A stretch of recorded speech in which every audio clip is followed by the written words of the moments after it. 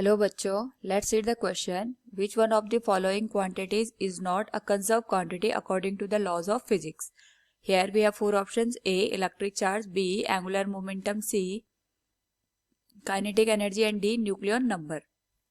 Now, first of all, we will discuss here the key concept, and here the key concept is conservation of energy. Now, अगर हम बात करें यहाँ पे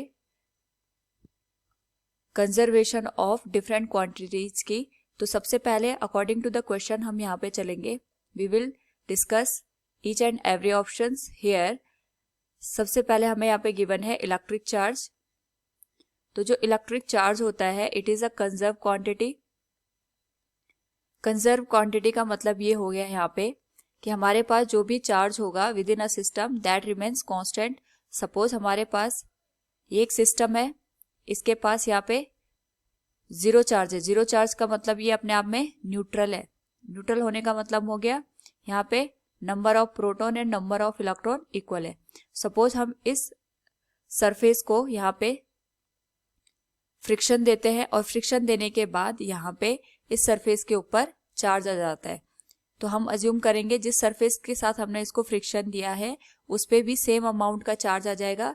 तो अगर ओवरऑल हम देखें यहाँ पे जो चार्ज हमारे पास होगा वो सेम रहेगा, यानी जो चार्ज हमारे पास वो कंजर्व यहाँ पे रहता है. सेकंड, अगर हम बात करें यहाँ पे ऑप्शन बी की, तो option B is given as angular momentum. Angular momentum अगर हम बात करें यहाँ पे it is also conserve quantity in the absence of the external force. अगर हमारे पास ये एक्सटर्नल हम फोर्स न कह के, क्योंकि एंगुलर मोमेंटम की बात की गई है, एक्सटर्नल टॉर्क की एब्सेंस में जो एंगुलर मोमेंटम होता है दैट रिमेन्स कांस्टेंट. तो यहाँ पे जितना भी हमारे पास मोमेंटम होगा बिफोर एंड आफ्टर दोनों वैल्यूज यहाँ पे सेम रहेंगी, यानी L1 की वैल्यू यहाँ पे L2 के बराबर हुए.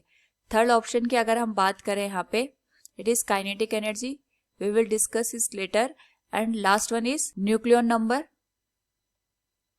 तो जितने भी हमारे पास यहाँ पे न्यूक्लियंस होते हैं विद इन अ न्यूक्लियस वो कांस्टेंट रहते हैं. अगर हम किसी यहाँ पे बात करें नाउ, अगर हम बात करें यहाँ पे न्यूक्लियन नंबर की, तो न्यूक्लियन नंबर हमारे पास यहाँ पे कांस्टेंट रहते हैं. अगर हम किसी न्यूक्लियर रिएक्शन की भी बात करें तो जितने वहां पे हमारे पास विद इन द न्यूक्लियस जितने भी नंबर ऑफ प्रोटॉन और न्यूट्रॉन होंगे, हमारे पास रिएक्शन के बाद जो भी प्रोडक्ट बनेगा उसमें प्रोटॉन और न्यूट्रॉन का नंबर सेम रहेगा. So it is also a conserve quantity. और लास्ट अगर हम बात करें यहाँ पे काइनेटिक एनर्जी की, तो जो हमारे पास एनर्जी होती है, एनर्जी अपने आप में कंजर्व्ड क्वांटिटी होती है. लेकिन अगर हम बात करें यहाँ पे ओनली काइनेटिक एनर्जी की, तो ये कंजर्व क्वांटिटी नहीं होती है, क्योंकि यहाँ पे जो काइनेटिक एनर्जी है it can change it's form into different like हमारे पास जो काइनेटिक एनर्जी है वो पोटेंशियल एनर्जी में ट्रांसफॉर्म हो सकती है, या फिर हमारे पास यहाँ पे इलेक्ट्रिकल फॉर्म में, या फिर हीट फॉर्म में हमारे पास यहाँ पे जो काइनेटिक एनर्जी है वो चेंज हो सकती है. तो इस हिसाब से अगर हम केवल काइनेटिक एनर्जी का यहाँ पे कॉन्सेप्ट देखेंगे तो it is not conserve quantity. हाँ, ये आपके पास हम कह सकते हैं कि जो एनर्जी होती है it is a conserve quantity. यहाँ पे जो काइनेटिक एनर्जी अपना फॉर्म बदल के दूसरी एनर्जी में कन्वर्ट हो सकती है. So from the given question which one of the following quantities is not conserve quantity according to the laws of physics, it will be kinetic energy. Option C will be the correct answer. Hope all you understood it. Thank you and best of luck.